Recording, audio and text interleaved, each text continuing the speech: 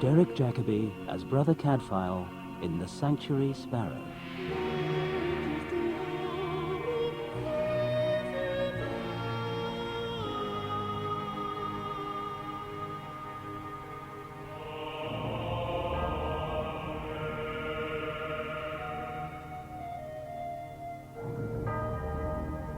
It was the night of the goldsmith Daniel Aurifaber's wedding, and 3 generations of the family were gathered there. His grandmother Juliana, his father Walter, and his sister Susanna. The many guests made merry, but as the minstrel played his rebec, there was noticeably a shadow over the face of Marjorie, his bride. Or perhaps it was an expression of disdain, but it was not to be missed by one of Daniel's friends who breathed drunkenly in his face. She's not looking very happy. Your wife? But Daniel merely shrugged and looked across at the woman. She returned his gaze, impassive, cold. The minstrel had laid down his instrument, and now he passed by Daniel, juggling 3 wooden balls.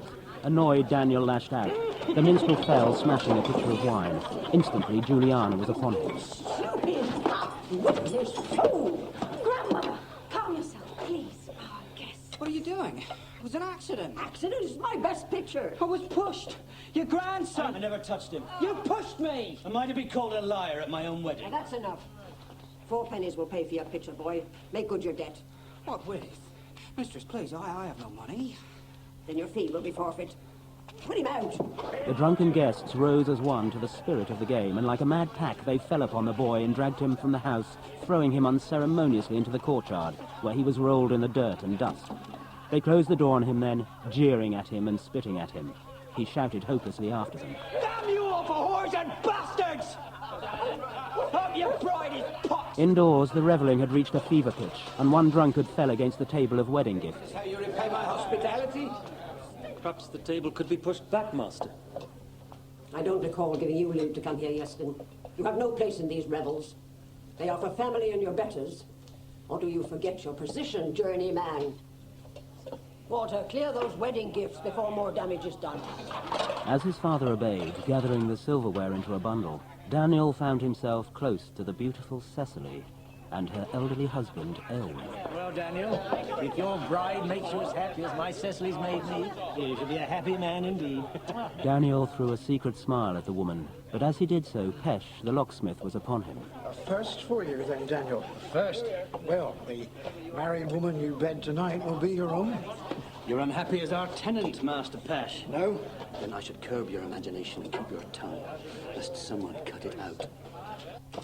In his goldsmith's workshop, Walter opened the bulky iron-bound chest in which he kept his treasures.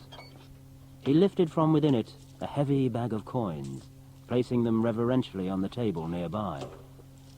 And then he busied himself with storing away his son's wedding gift.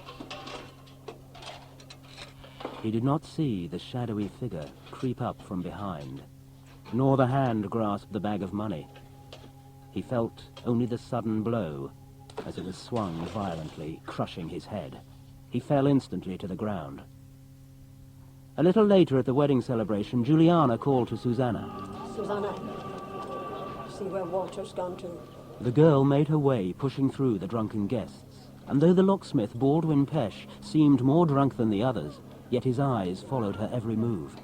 She pushed open the workshop door. Father? And crossed the room to where the man kept his treasure. For an instant she froze, uncertain what to expect. In the other room, Juliana was startled.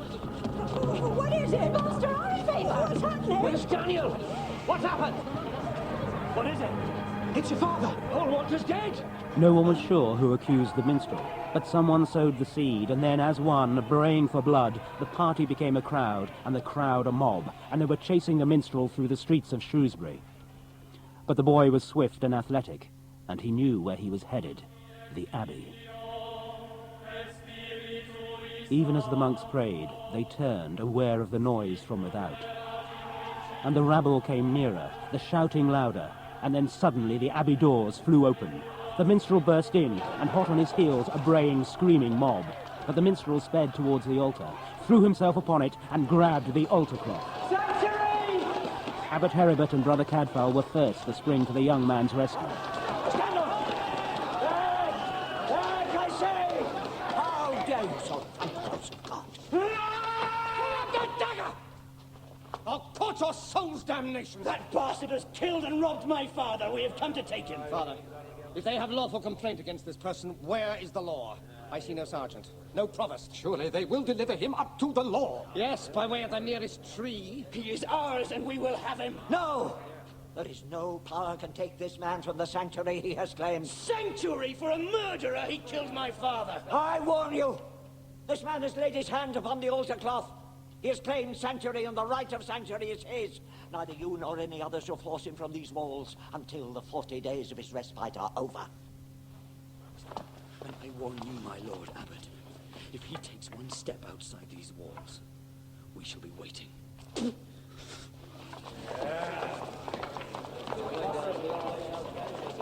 Brother Prior, Brother Precentor, will you begin Lords again? Brother Cadfael and myself are enough, I think, to tend his needs. They're gone. You may get up. What's your name, lad? Liliwin. You heard what is charged against you. Have you murdered and robbed? As God sees me, I have not. How come the whole pack should be hunting you then? I swear the goldsmith was ailing well last time I saw him. What's happened since? I know no more than you, brother. You must believe me. I've touched neither the man nor his money. And so it will be found. The next day dawned brightly, and the sun brought a smile to the face of Griffin, the simpleton who worked for Pesh. He drew water from the town well for his household chores, and wound the handle with a broad grin on his face. All seemed quiet after the adventures of the night before. But as he emptied the bucket into his pail, carelessly splashing his boots and making little puddles in the muddy road, his attention was caught by a small silver coin and a scrap of blue cloth entangled in a splinter at the bottom of the well bucket. He hooked the items out and examined them closely. Pleased with his treasure, he made his way back to his master's workshop and showed him his find. Master, see what I found. Pesh was instantly interested and drew him to one side. At the abbey, the townspeople had gathered once again before Abbot Radulfus and Cadfael. This time, they had brought the law with them. Given last night's alarm, Sergeant Warden, it was the sheriff's deputy I expected before me this morning. My Lord Berenger is not yet returned from Maysbury. I have sent word. But you are satisfied these crimes were committed? I am. Even now, Master Aurifaber lies out of his senses. But not dead. It was murder cried here at midnight. Finding my father as we did, we believed him slain. Even now, there's no knowing how badly he's hurt. So the person we have is accused of wounding and robbing, not of murder. It's the sergeant's duty to decide what charges the boy must answer, brother, not yours. If I may speak with him now, my lord. Oh, Father, the accusers have told their story. It's only fair the boy should tell his just as freely. Brother Cadfael is right. Be about your business. Sergeant Warden will weigh the minstrel's words with care. Abbot Radulfus, if you please. My grandmother also, on hearing the news, fell in a seizure.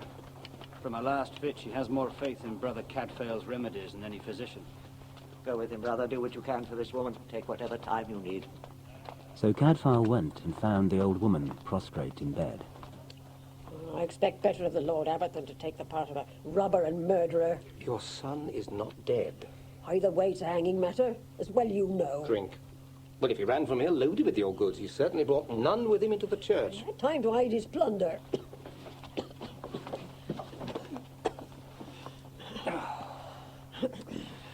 Now, you will best listen to me very soberly. You must learn to treat life gently and keep your temper. Otherwise, there'll be a third seizure. And it may very well be your last. I am as I am. Yes. I'm going to leave this flask of heart trefoil, and I'll call by again tomorrow. Now, I'd better come and see your father. Cadfael had turned to Susanna as he spoke, and now she led him to where her father lay, his head swathed in bandages, his face ghastly grey. He hasn't been able to tell you what happened? Whether he saw the man who struck him? When he comes to, his head aches so he remembers nothing. Together the monk and the woman left the man and made their way to the kitchen. All the guests who were still here came running, and Yestin, our journeyman, came from the undercroft where he sleeps. Someone cried out it was the minstrel's doing, and off they all went. All the men? Yes. I left Marjorie to watch for father, while I ran to fetch his physician. This singing lad, He'd been gone a good hour before you found your father. Yes. Well, after he was put out, had someone seen him still loitering around? There was darkness enough for 100 loiterers, and he did not go quite so tamely as you suppose.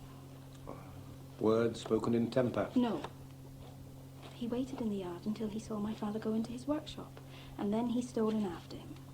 You are very sure? I am sure. He owes a life for it.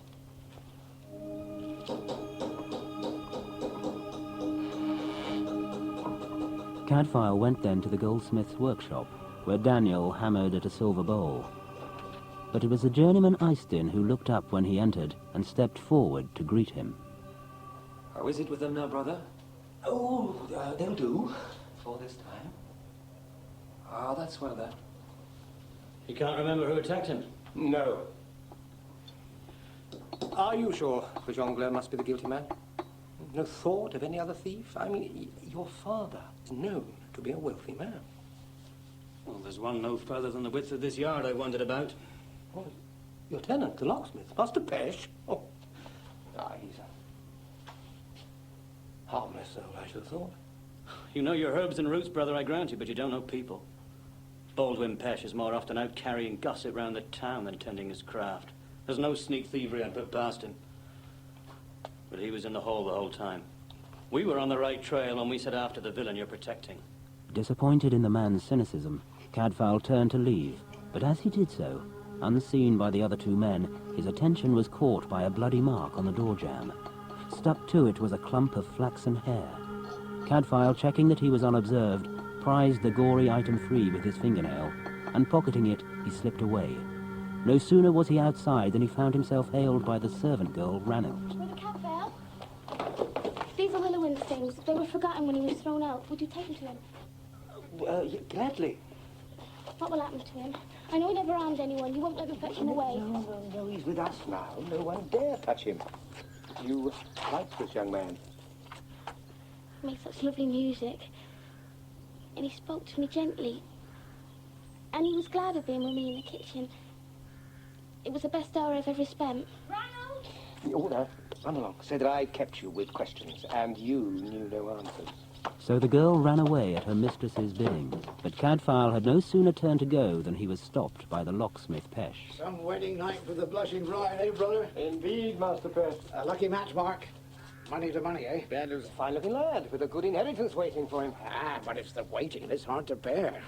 And old Juliana keeps a tight hold on her purse. Too tight for the sort he fancies. I'd keep your tongue within your teeth. I take my fun where I find it, brother. But quietly and privately. No harm in what does none. As Cadfael returned to the abbey, he pondered the events of the morning, but his thoughts were rudely interrupted at the sight of two young ragamuffins who were kicking some object along the dusty street. He stooped to pick it up. It was the minstrel's violin, his rebec, and some minutes later within the abbey walls, he handed the tatty and broken object to its owner. If it's past saving, Brother Ansel will make a new one for you. You'd do this for me? Never suppose you're friendless. That's black ingratitude when you have someone who stands by and won't hear a word spoken against you. The girl? Called Ranald. You've seen her? She don't believe what they say? Not if all the tongues of Shrewsbury cried out against you. She's the first girl who ever talked kindly to me. We ate in the kitchen together. It's the best hour of my life. And for her sake, I think you'd best consider the half-tale you told me. What were you doing hugging the doorpost of Master Walter's workshop? Long after you claimed that you'd made off into the night. I never went there. You left your mark. A lad your size, with a blooded head, leaned long enough against that doorpost to leave a little clot of his blood and 2 white flax hairs gummed into it. Now, what passed between you? And this time, the truth. I waited. I saw him enter the shop and followed him in. I pleaded for the fee I was promised. And he gave me a penny and I went. I swear it. You swore the other version, too. It was dinner time at the Aurifaber's house, and Susanna, as was her right as the eldest daughter, presided over the meal. But as she turned from locking the larder door, she met the cold gaze of Marjorie, her new sister-in-law, her brother's wife. I was thinking, sister, now that we're family, I must help bear some of the heavy burden of household duties. A burden? I have never found them so. But it is unfair for you to labour while I sit idly by. As Daniel's wife... Thank you for your offer, but I am not yet so old that I cannot manage. I didn't mean... Daniel? You sad? But whatever it was that Daniel may have said, he now avoided his wife's look, preferring to hide behind his mug of wine. Meanwhile, his father Walter had recovered sufficiently to talk to Cadfael from his bed as the monk administered medicines to him. But you didn't actually see who struck you? Not so much as a shadow cast to give him shape and sound. Never a chance. I pitched head forward into the box, clean out of the world. Well, then how can you be so certain it was the minstrel? Huh? Well, I'd just given him a penny now 2 minutes earlier, so he'd seen the coffer of what it contained. Who else could it be? It was washing day at the Aurifabers, and Pesh, leaving his shop, carrying a line and a net, nodded at Ranald as he passed her where she laboured at the tub. Morning. The girl ignored him Fine day for fishing. and thrust her linen into the cold water. Meanwhile, up in his bedroom, Walter's returning health had focused his mind on pressing matters. You'll have to order the provisions with more thought to thrift.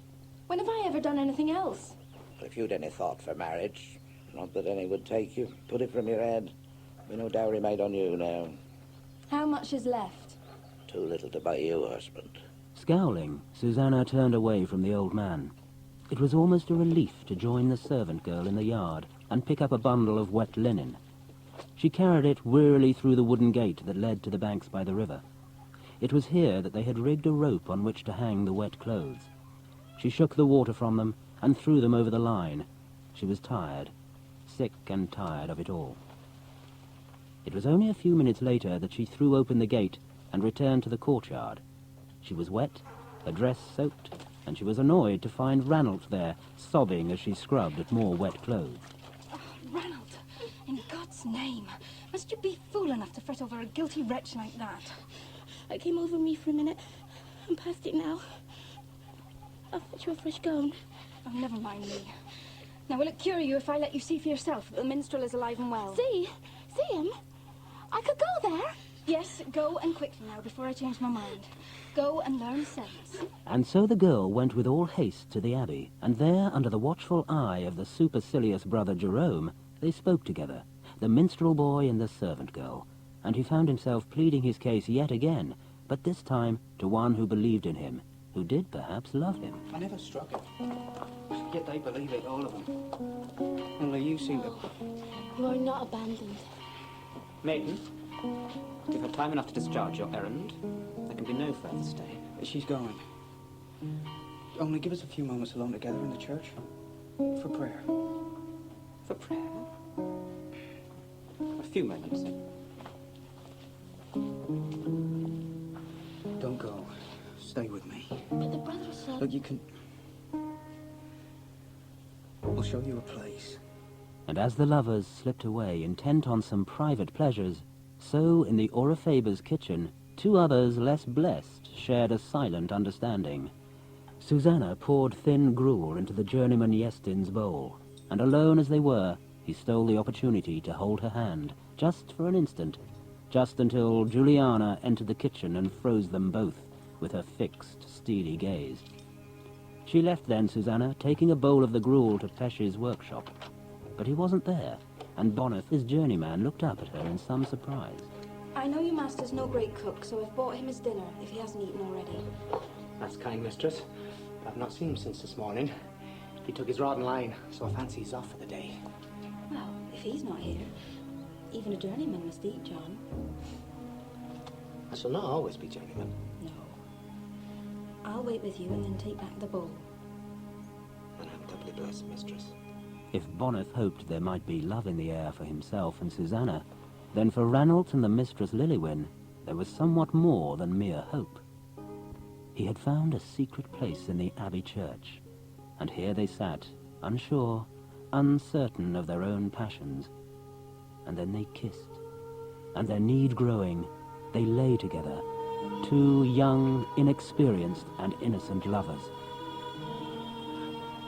Where the youngsters were inexperienced in such matters, for Cecily and her secret lover Daniel, there was no such innocence nor inexperience, as they kissed passionately in the goldsmith's workshop, though both leapt guiltily apart when Eystein made an unexpected entrance, eyeing them despairingly. This brooch, then. The cost is unimportant. My husband said I must choose a piece while he is away. Well, a good wife should always follow her husband's advice, mistress.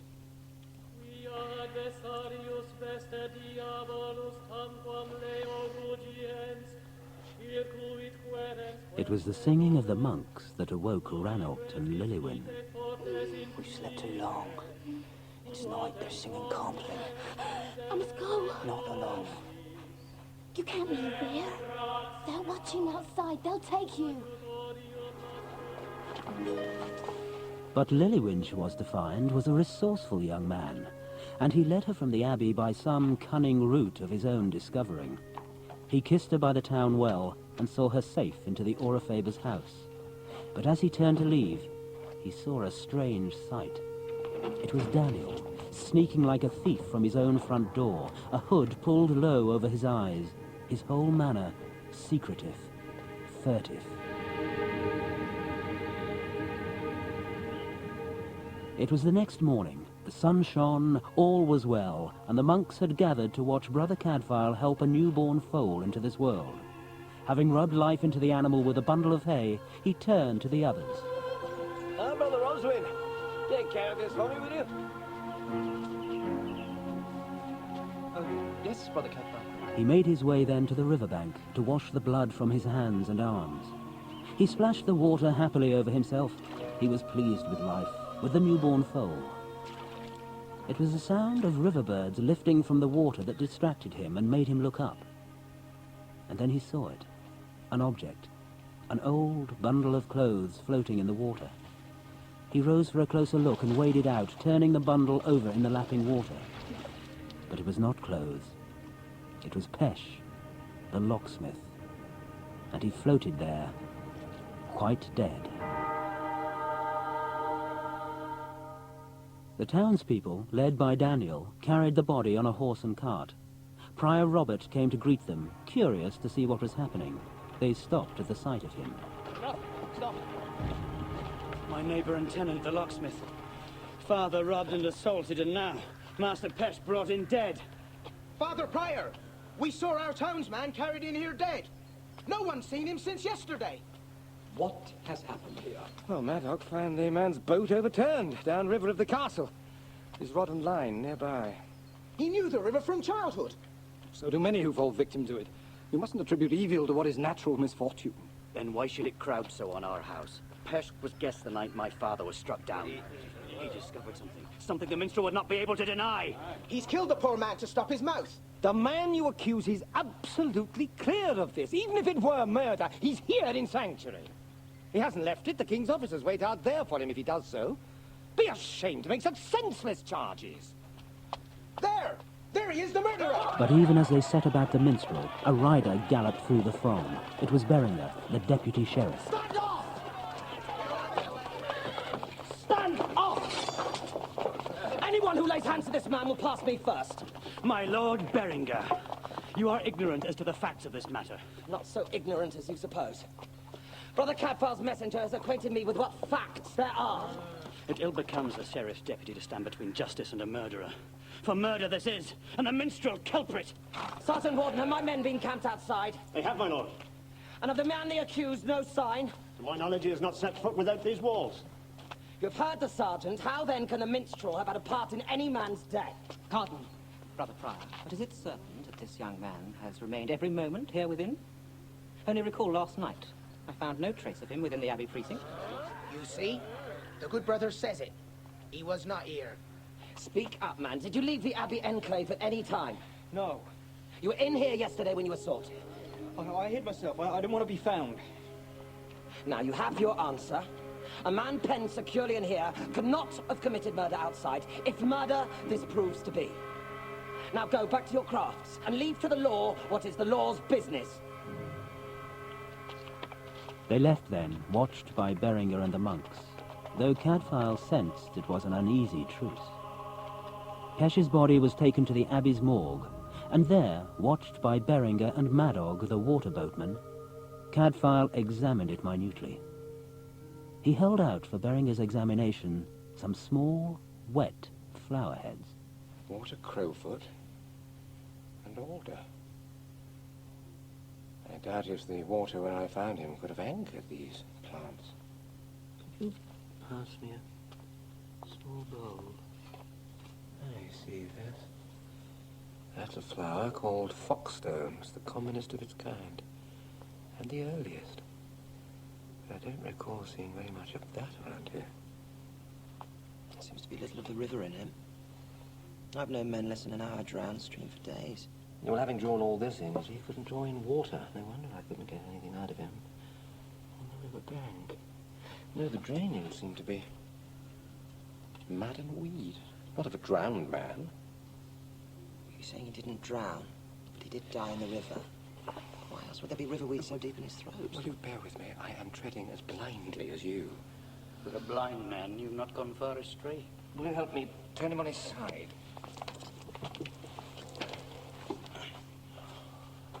That was never got from any floating branch, nor from any stone either. It was a blow from behind, just before he went into the water. And the charge of murder is justified. Against someone. Madog and Cadfael returned then to the riverbank where they had pulled the man from the water. He was held down somewhere in the shallows, with his face pressed into the mud. But he wasn't here. Not when I pulled him ashore. See, there's crowfoot aplenty, but no alder, no foxstones. Of course, time will be best served if we divided our labour. Why don't you search along the town bank? I'll press on along here. And remember, Madog, it's where you find all three growing together. That's the place we're looking for. While they searched the waterside, Beringer made haste to visit Bonneth, the dead locksmith's journeyman. Your master made a tidy living from his business, John. Who will inherit? He'd no kin. It was common knowledge he commended me to take the shop after him. So you were fairly treated, or you had no quarrel with him? He had his faults, same as any man. His ale and gossip. And where were you last evening?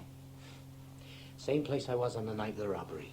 2 streets from here, at home with my mother. She will vouch for me. What mother wouldn't? And Griffin, where was he? He slept in the workshop as usual, my lord. He's a simple lad, but harmless. It was evening before Cadfael was able to return to the abbey. He went straight to his precious herb garden, and there he found the young minstrel boy. I hear you had a visit from a maidservant yesterday. Ranulf, was it? By leave of her mistress. And Brother Jerome bade her do her errand and go. And it's from this time that no one saw you again till prime this morning. You let her go rather tamely, didn't you? Oh, brother, I want to tell you, but I doubt it's within your understanding. We never intended evil, but we committed a terrible sacrilege here in the church. How can I tell one who has never known? You lay together as lovers. Oh, we damn, brother. Do you love this girl? Love her. With all my heart, I love her. She's my life's breath. Where there is mutual love, I find it hard to consider any place too holy to house it. Any place. How long did you remain hidden there? We fell asleep. When we roused, it was Compline. And you let her go all the way back to town at night alone? No, what do you take me for? A bit of a rogue. But no more than most of us, so you did slip out of here to take Ranulf home. You were there then, outside the Aurifabers, about an hour past Copley. Did you see anything, or anyone, stirring about the place? I did see one man. Daniel? That night? That night? It's missing from the marriage bed that he must seek his comfort elsewhere. Well, there may be other reasons for leaving a new wife to lie cold. When I spoke to Daniel, he made it no secret that he disliked Master Pesh. You found your witness to Daniel's nocturnal travels in very short order, Cadfael, and without leaving the precinct. He got past my men then. Twice. And that's the important thing, you. He didn't have to come back. Armed with the evidence of the minstrel, that he had seen Daniel leave his house the night before Pesh had been found, Berenger made his way to the Aurifabers, and there he found Marjorie, alone in the garden. My husband is out on business, sir. I'm sorry. Well, you may well be able to speak for him. Master Pesh's death seems likely to prove no accident, and we need to know what every man was doing 2 nights ago. Whether he saw or heard anything that might help us lay hands on the culprit. It was a quiet night, like any other. Your husband had no occasion to be in the shop late, or any errand outside? No. We retired in good time. Your lordship will understand we're only a few days married. Then I hardly need ask if he as much as left your side that night. Not for a moment. Well, the idea never would have entered my mind had we not the testimony of a witness who says he saw your husband creeping out of the house and making off in haste about an hour after the Copley bell that night. But alas, was the folly. Not all witnesses tell the truth. She looked at him. There was defiance and fear in her eyes. But with some dignity she turned on her heel and strode back to the house. Berenger went next straight to Daniel's journeyman, the Welshman Eystin. How should I know what goes on in the street after dark? Or who's on the prowl when decent folk are in bed? So you sleep in the back part of the undercroft, beneath the rear of the hall? The outside stairs go down to my bed, but it's about as far from the lane as you can get. I neither see nor hear anything from there. And at what hour did you go there? The night before Master Pesh was found? About 8 that night, as soon as my supper had settled. And you had no late errands? Nothing to take you out again after that? No, my lord. Tell me, Eystin, are you content with your work here? You have good treatment and a fair relationship with Master Walter and his family? One that suits me well enough. My wants are simple, thankfully.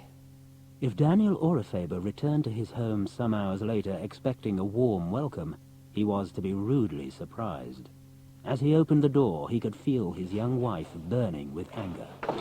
Where have you been? You said an hour, not nearer 3. Why, what is it? The sheriff's deputy has been here, asking questions of all of us. Wow, so he must. And what of all people could you tell him? I could have told him what he asked me, where you were all Monday night. But could I? Do I even know? Bad enough you left me to go to that shameless whore while her husband's away. Marjorie! But how do I know now that's what you were about? A man loose in the town might not have been bustling into another woman's bed after all.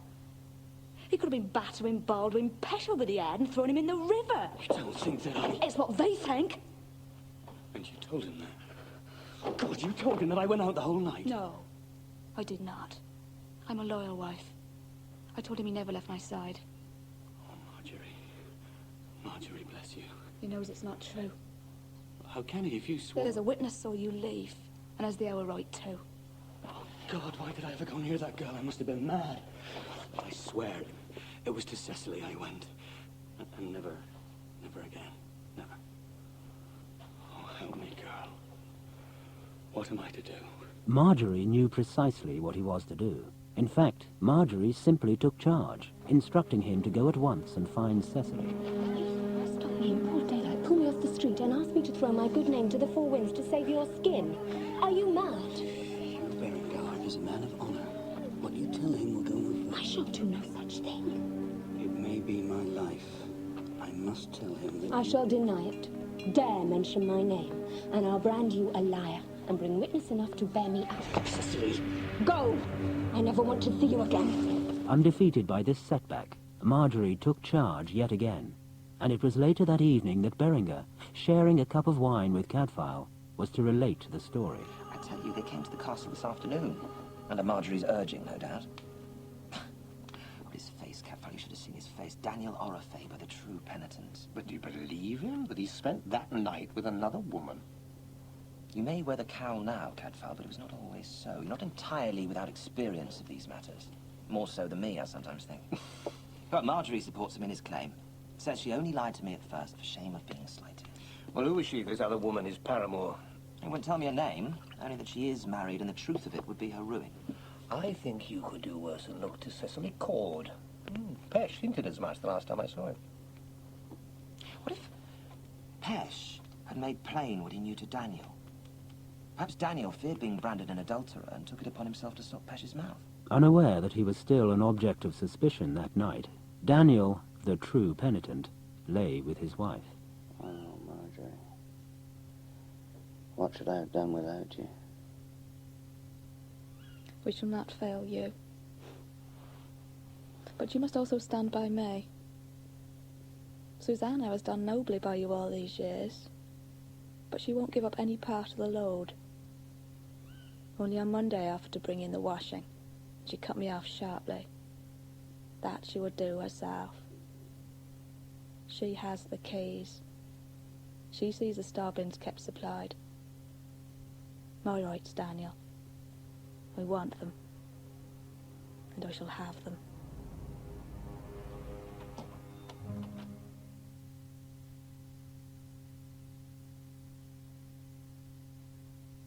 To this internecine house of intrigue and family squabbling, a smiling Cadfael came the next day to administer more medicine to the now near robust Juliana.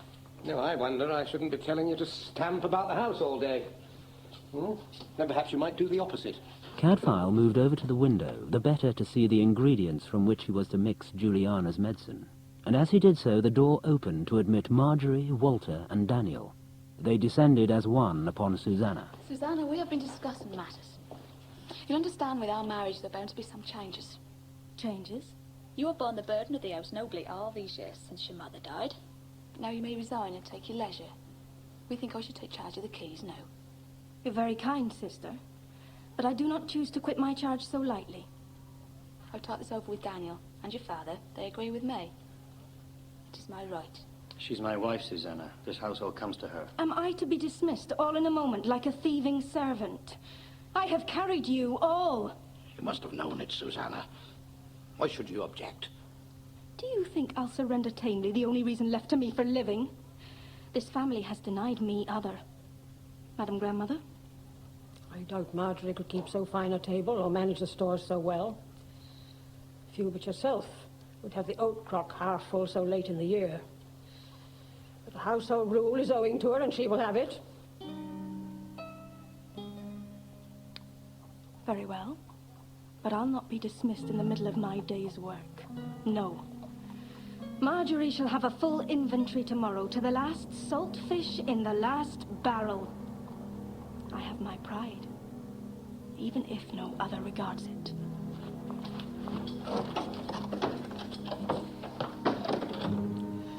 Well, children, make yourselves content to have what you want. Now get out of my sight, all of you. They turned away from the old woman's anger and left. Cadfael stepped forward. She looked at him. He met her gaze, and then he handed over her medicine. Well, say it. Tell me my granddaughter has been shabbily used. No need for me to say it, since you know it for yourself. It took Susanna all day to prepare the inventory, and she was still hard at work late into the night. As the woman counted off the items in her larder and checked the storage bins of wheat and oats, she did not know that the servant girl Ranald lay awake on her rude bedding, watching her.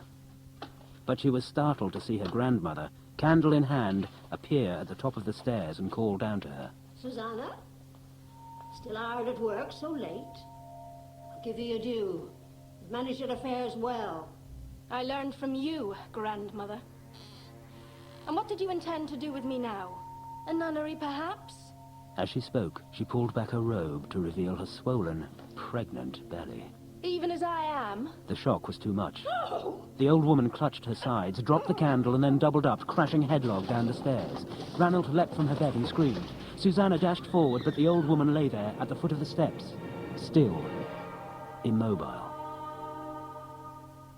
They laid her on her bed. She was very ill, but not yet dead, though her end was certainly very near. They sent for Cadfael, and he came in haste. Has she spoken? Not a word.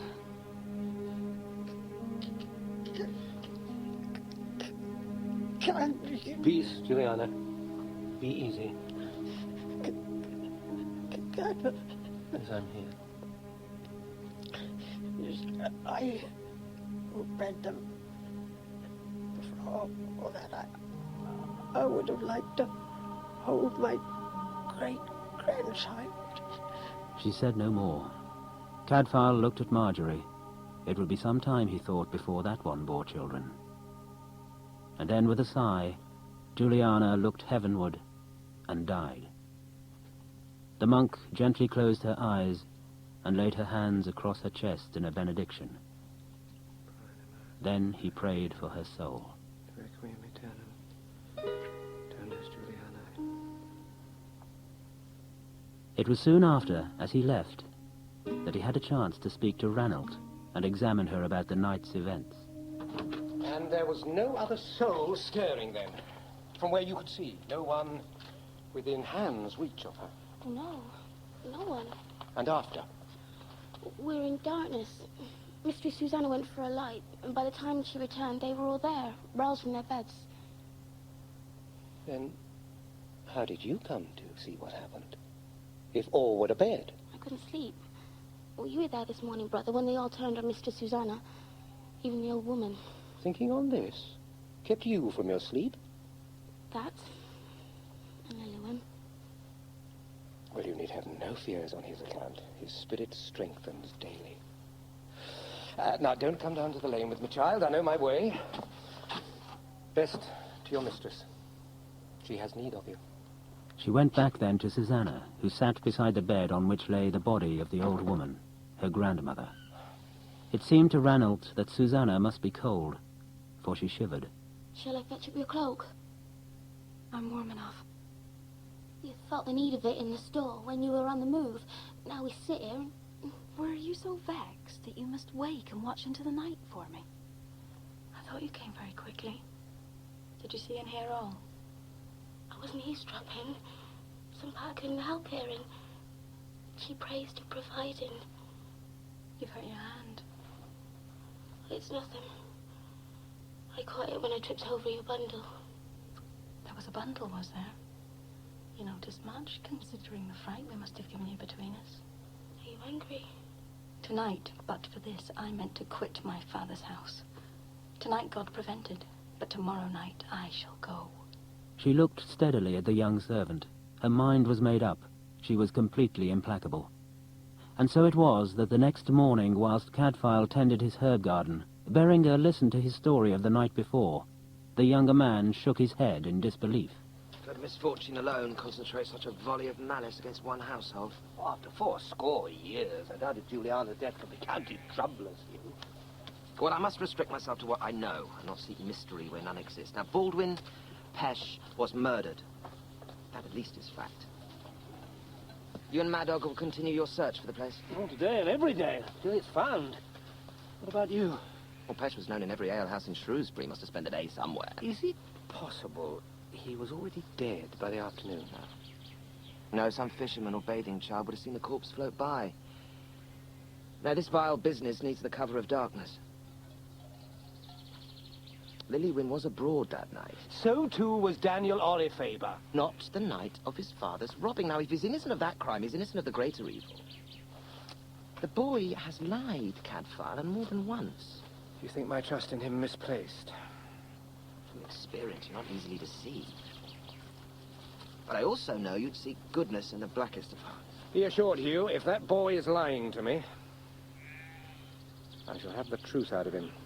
Even if it means his neck. They looked at each other, and perhaps Cadfael wondered, if it came to it, whether he would see the young man hanged. It was later that day, a day that had proved hot and sunny, and as Cadfael hunched by the river bank, opposite the place where the Aurifabers hung their washing to dry, the children of the town splashed and swam in the water. He was looking for that magical combination of the 3 flowers growing in one place. The 3 flowers that he had taken from Pesh's mouth. Then one boy stopped his splashing, dived suddenly, and emerged again with a silver coin in his hands. As he looked at his treasure, astonished at his sudden wealth, it was snatched from his hand. It was Griffin, the simpleton, Pesh's servant boy. Hey! Hey! Give me that! That's my coin! Cadfael watched as the poor wretch sat, clutching his booty, hugging it to his chest. And as he did so, a germ of an idea began to form in the monk's mind. On the other side of the house, away from the river, Susanna stepped into the lane to find Bonneth before her. Perhaps he had been waiting for her. Certainly the locksmith journeyman, who had now become his own master, had something of a new assuredness about him, and a determination he had seldom shown beforehand. Good day, Master Bonnet. I hope we did not disturb you last night with our comings and goings. No, no. I am truly sorry to hear of your grandmother's passing. She was a good age. You have suffered more ill luck in the past week than most get in a lifetime, and none of it deserved. In this world, what we receive and what we deserve are rarely the same. Now, if you'll pardon me, I have to make arrangements. Good day, Master Bonnet. You have called me John. You were journeyman then? I am the same man, no better or worse. You showed me kindness when I had nothing. Now I have money in my own business. Fate has favored me as it has slighted you. I would redress the balance. You would find me a poor catch, Master Bonnet. I have no dowry. My heart is set on it, as it has been since the moment I saw you. But she was gone, and she did not look back. Cadfael got Madog to row him to the other side of the river, where the boy had found the coin. As the boat glided to the bank, he leapt smartly out and made haste to tie the painter to a branch. This is the spot where the urchin fetched up. Then he looked around. Close by the water there was a clump of flowers growing. He crossed to it and hastily sank to his knees, the better to examine what he had found there. Madog watched him, seated still in the boat, chewing on a stalk of grass. You see anything of any use to you? All too much. Is this the place? Here at the foot of their own land? Surely not so close to home. It's the only spot I found where the third witness joins the other two. Oh, there it is, Foxstones. And Alder and Crowfoot. Is it certain? Under the certainty of heaven, nothing is ever certain. But this is as near as a man may aim. But why? Had Pesh stolen and been found out? Or had he discovered too much about someone who had stolen and been fool enough to reveal what he knew? God saw it all. Ferry me back, Madog. And tell Hugh Berengar what we found. The monk climbed back into the boat carrying the flowers, and Madog untied and pushed the craft into the current before digging deep with his oars. At the Aurifaber's house, Walter sat at his table, staring in astonishment at his guest and the news that he brought. This comes as a surprise, Master Bonnet. You realize I'll make no settlement on her? Yes. Well, don't think this will affect your rent. You'll still be my tenant, son-in-law or not. And with this admonishment, Bonnet was sent on his way. But later that night, long after he had gone to bed, he was roused by an urgent knocking at his door. Who is it? Who knocks at this hour? Oh, it's you, my lord. What brings you here? I would speak with your lad. He has done no harm, I trust. No, but I think he might have about him part of the key to a riddle. They called the boy down, and Beringer ordered him to hand over the coin that had been found by the river. Then he handed it to Bonnet and asked what kind of coin it was. It's a silver penny of the St. Edward, my lord. King before the Normans came. The money was one goddess brand. There aren't many of his pieces to be found, and few are still here in the town where it was minted. Well, there were a number of them listed amongst Master Walter's trove. He said it was discovered stuck between the boards of a well bucket the morning after the theft. Master told me not to say, John. You may tell the Lord Berengar, Griffin. I was up earliest. I went to draw water, and there it was. A great value, Master said he set on it. So well he might, boy. But how did the coin come to be found by the river? So as Beringer began to untangle one part of the mystery, in Cadfael's workshop, another began to unfold as he questioned the minstrel Liliwin once again. So it was daylight when you first went to the Aurifabers. How much of the burgage did you see? Well, I went to the shop, and they sent me to the women in the hall. It was they who hired me, the old woman and the young one. Yes. And in the evening? I ate in the kitchen with Ranald. And I stayed there until they called me to play for them. And you were never down the length of the garden? Or through the town wall there, down to the waterside? Oh, I didn't even know it went beyond the wall until the day Ranald came here. She told me the drying ground was beyond. Drying ground? And for their linen. Oh. That was washing day, see? Well, Ranald had it all ready to hang out by mid-morning, but that day, bless her kindness, her mistress said she'd see to it and let her come to visit me. Oh, that was indeed kindness. Right. And Ranald usually had dinner to do and everything. But when her mistress came in and found her crying, she sent her straight way to me for comfort. Wouldn't even let her waste a moment fetching a fresh gown for her, nothing. Well, away to your minstrel, she said. A fresh gown? What was wrong with that she wore? Oh, she'd wetted hanging out washing, and Ranald feared she might take cold. But still, she took note first for my girl being sad, and... Brother Cadfael, Hugh Baring is at the gate for you. He said you'd be expecting him. Bid him come through, Oswin. I think we have words for each other. But even as Cadfael contemplated the mystery of the gown that was wet when it should have been dry, the owner of that garment and her servant were stepping out from their house into the dark streets of Shrewsbury. Susanna had fulfilled her promise and was leaving her home, and she was taking Ranald with her. Cadfael sat in his workshop. The mystery was to him no more a mystery, and he had poured his guests, Beringer and Liliwin, a cup of wine apiece whilst he told his story. Remember that night? They were searching for Walter. They found him, stunned in his shop. Then someone, and no one seems certain who, cried out that it must have been the jongleur who'd attacked him. Yes, and the whole mob went herring out. Who was left then to tend Walter and Juliana? Well, the women. The women, of whom Marjorie was left to look after the victims, and Susanna ran to the physician. Is that possible? Whoever robbed Walter hid the treasure in the well. Now, obviously, it couldn't stay there forever. Undetected, it had to be retrieved, while the men were out hunting Liliwin, and placed somewhere more secure. Only Griffin found the coin the next morning. Armed with this discovery, like us, Master Pesh was able to reason that it must have been a woman who'd reclaimed the treasure. If he'd been honest, he would have told Walter. Instead, he wanted to blackmail the guilty party. Who? Who kept the keys of the house? Who had command of all the hiding places? Susanna. You can't mean it. Oh, but you said she ran for Master Walter's physician. But did she first spend a few minutes to go to the well? And place what she found there in safer hiding? No. She's the only one to show Ranald any kindness. She let her come to me for comfort. Susanna let her come to you so that no one would have occasion to go to the waterside where she'd left the extortioner dead. I cannot believe. A woman. Kill. You underrate Susanna. So did her family, and worst of all, so did Pesh. Oh, a mere woman, he expected. Lies, delay, pleading. Not someone who could accept danger instantly and stamp out the threat the moment it arose. Cadfael, Pesh was still a man. He could defend himself. If he'd had expectation of attack. Here, boy, come on. You stand for Pesh. Yeah, I think she spoke fairly to him while she went on, laying out the washing. And then as he stood on the water's edge, with the coin in his hand, she passed behind him and... Yes, but there was more done than that. Yes, something I've just learned. Her skirt was wet.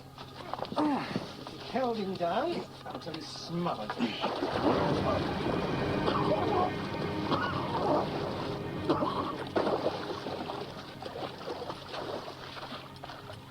Thinking the river might float him away, she pinned him in the water where he was, till he can be conveyed elsewhere by night. And the coin was stuck there beneath his body.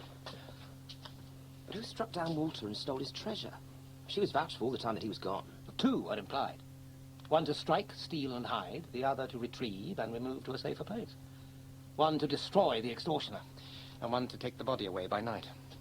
Daniel? It's well known that Juliana kept him short. Juliana? For all that, I should have liked to hold my great-grandchild. Those were her dying words. I thought she meant Marjorie. Now I see. Of course. Now I see what shock caused Juliana to take Caesar there upon the stairs. The one who plotted with Susanna was no kinsman, nor one they would ever have admitted as kin. But he is her lover. More, He is the one who has got her with child. It was now the dead hour of night, but Berenger called for his sergeant, and with Liliwin and Cadfael they made their way at once to the Aurifaber's house. Once there, Sergeant Warden hammered with his sword upon their door. The minstrel boy called out for his lover, fearful that she was in some danger. Ronald! Ronald! Put up your steel, Will. This can be resolved without bloodshed. Ronald! Master Walter! I'm coming! And as the old man opened the door, Cadfael took the opportunity amidst the noise to slip away. What is this, my lord? A minstrel. Why have you brought him here? Yestin? And as they called and fussed above, Cadfael pulled open the door that led to the cellar and the poor hovel that was the journeyman Yestin's quarters. And as Cadfael searched below, so Berenger in the house above broke the news to Walter and his son Daniel. My daughter? What do you say, my lord? My daughter robbed me? She's nowhere within, my lord. She was here, as always, the last bed. She put out the lights as she always does. Not an hour since. She cannot be gone. But in the cellar, Cadfael had made another discovery. He removed the lid from the oak crock that only a few days before had been the subject of Juliana's praise for her granddaughter's thrift. And as he looked within it, he muttered to himself. Well, over half full no longer, Juliana. If she intended a long journey to take her out of our hold, which way would she run? I would need horses, whatever, my lord. Father has 2 horses stabled over the river. Which way? Through Frankwell and along the west road. The Welshman is missing from down below. Yestin. And what little he has, gone with him. Once into Wales, he is beyond our law. Susanna and Yestin in league together? I won't believe it. She's gone.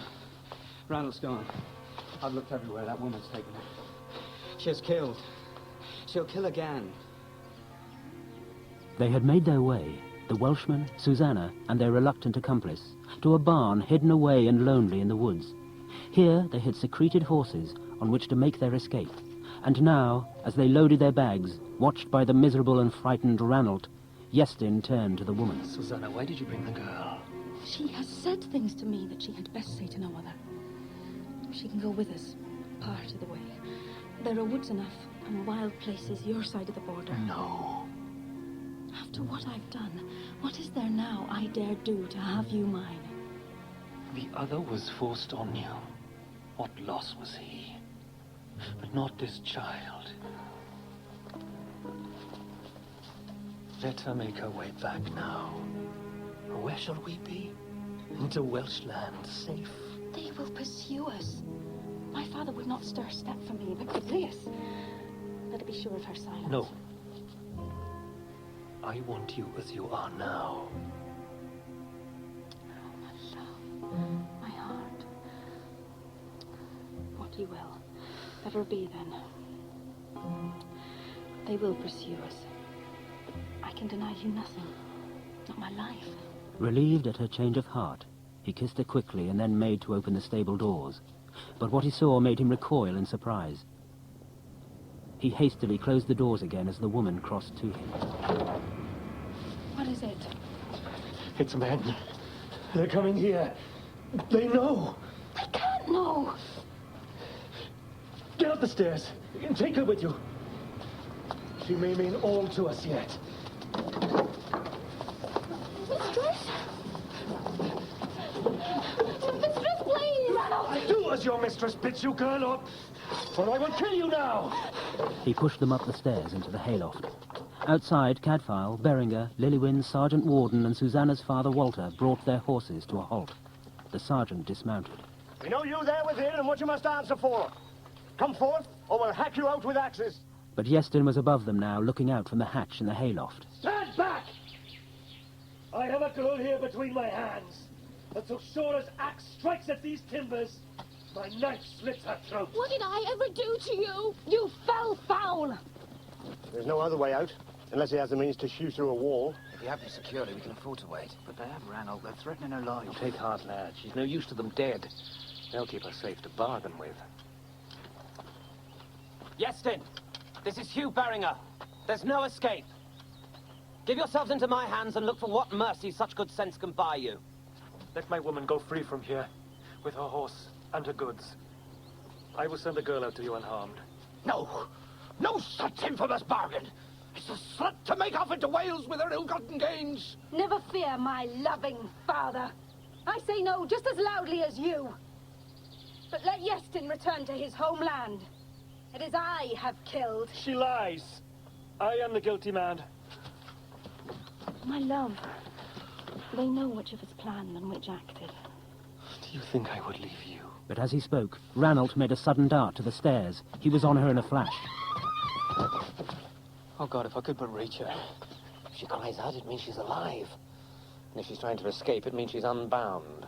Keep that in mind. We have her still. No comfort to you. And I offer you another choice. Take back the girl and the silver. Give us 2 horses and this day free of pursuit. My lord, that might be acceptable if they restore my treasury. There is a life they cannot restore. You mistake my office, Iestyn. Now come down with unbloodied hands. There's nothing better you can do. If you want us, come and take us. But you'll take first this girl's carcass. Your prey, not ours. Sergeant. Soldier, come with me. Then Warden crossed to a tree, and taking bow and arrows, he climbed into its branches the better to find a clean shot. Whilst this happened, the headstrong and desperate Liliwin slipped around to the far side of the barn, and with all the agility that the young minstrel could muster, he climbed a rickety ladder and pulled himself onto the thatched roof. While he did so, Berengar again called out to the shadowy figures in the hayloft. Iestyn! Show decent sense and come forth of your own will. There's nothing but a halter for us now, and well we know it. But as he spoke, the minstrel, unseen by any, found a gap in the ragged thatching, and he pulled it gently to one side. Please, let me go, mistress. In the tree, Sergeant Warden fitted an arrow to his bowstring. Susanna? This is Brother Cadfael. Come down and bring Iestyn with you, and I promise you, your child and his shall be born. And shall be cared for as befits every human soul that is brought into this world. This is not the Holy Church's child. He belongs with me, and Iestyn. No other shall ever cradle him. He is not wholly yours. He is his own, your may-be child. Why should he pay the price of your sins? It was not he who trampled Baldwin Pesh into the mud of the Severn. We 3 here together are made one. The only trinity I acknowledge now. There is a 4th. She also loves. Why destroy another pair of lives as little blessed as yourselves? If I must pull the roof down on myself, I will not go alone into the dark. Lowering his head in despair, Cadfael realized that the woman would never give in. Be ready to put an arrow through the hatch and whoever lurks there. Master Goldsmith! Come, speak with your daughter. Bring my father to plead with me, would you? Let him hear then what I own him. Of all the men on earth, I hate him. Whore! You are no longer daughter of mine! May you be fed molten gold in hell, until your belly and throat burn into ashes! You burn long before I, you thieving slut! Even as the goldsmith shouted, Liliwin stole through the gap he had made in the stable roof and gently reached out for his lover. But Iestyn saw the danger and pulled his dagger. The sergeant's arrow flew straight and true, but Susanna threw herself in front of her man, and it struck her, thrusting deep into her swollen belly. For an instant she froze, and then fell in a heap at the feet of Iestyn. The others ran at once to the stable as Liliwin pulled Ranald to safety. It was Berengar and Cadfael who were there first, but there was nothing they could do.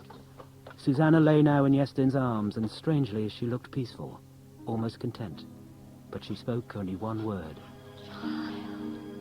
And then she died. Her eyes misted over, and her man clutched her to his breast and sobbed. I promise you she'll be brought home decently. Iestyn looked at her. He could not let her go, and he kissed her again and again.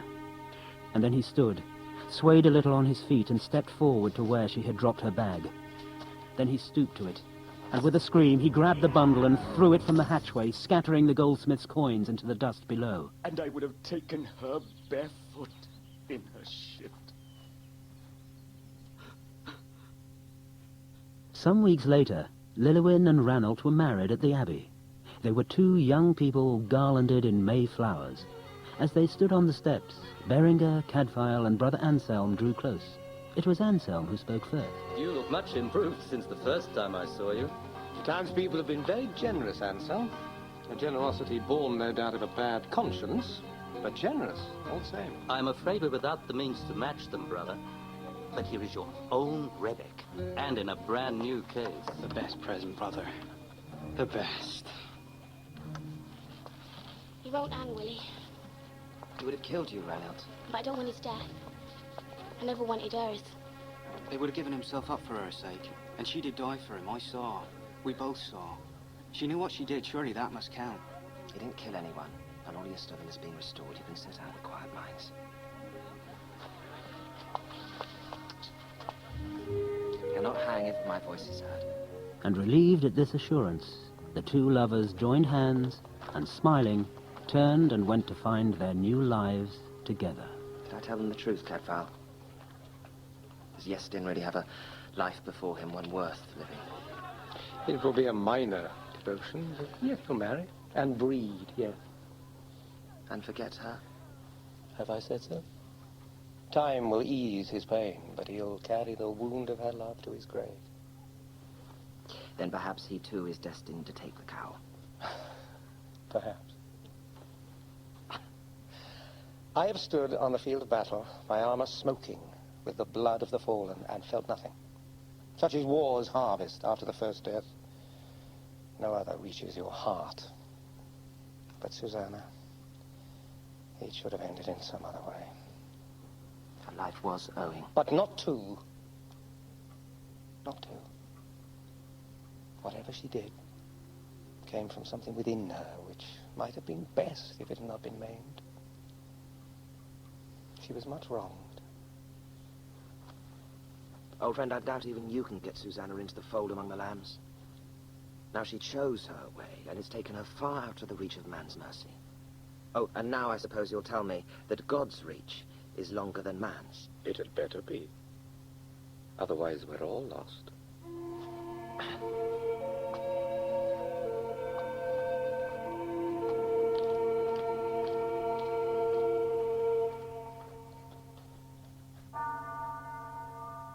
The Sanctuary Sparrow, based upon the novel by Ellis Peters. Screenplay by Russell Lewis, with Derek Jacobi as Brother Cadfael. A central television production for ITV. Directed by Graham Theakston. Produced by Stephen Smallwood. Music by Colin Towns. Audio narration written by Michael Cameron. Read by Stephen Flynn.